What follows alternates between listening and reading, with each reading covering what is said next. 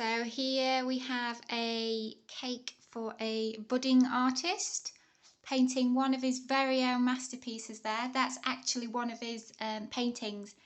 I got the customer to send me an image of one of his paintings, which I've then printed out onto edible icing paper and then stuck onto the cake. So he's there painting away. He's got a little paintbrush in his hand. And then on top we've got the paint palette with the freestanding paintbrush. That was really simple to do, the paintbrush. Just inserted a wooden skewer through some brown fondant and stuck it onto the top of the cake, or into the cake, so it's stable. Then a bit of black fondant for the bristles. And then a mixture of fondant splashes and royal icing splashes. And then his trusty companion, this dog's called Rolo. Wherever Charles goes, apparently Rolo has to follow, so he's helping. He's got a paintbrush in his mouth and paint splodgers all over him, but he looks pretty chuffed with himself. And Charles there doing a fantastic job.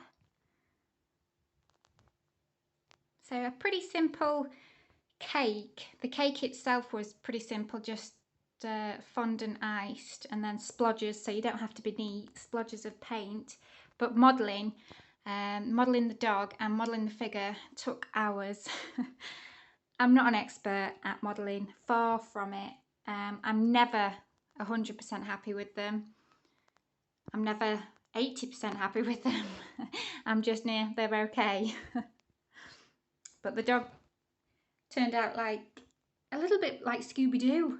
And it wasn't meant to. It's supposed to be a little chocolate Labrador. He looks a bit tubby. I hope they're not offended.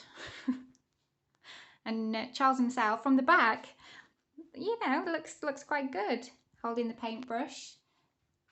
But from the front, luckily I didn't have to go into much detail for the front because he is facing the cake. But from the front, he looks a bit squished. His facial features look a bit squished. But overall, I think it's a good design and I'm quite pleased with it. It's clean, it's neat-ish. Neat for a paint splattered cake. And the most important was to get him, his dog and his painting on the cake, which I've done. So, yep, there we are. Happy 70th, Charles.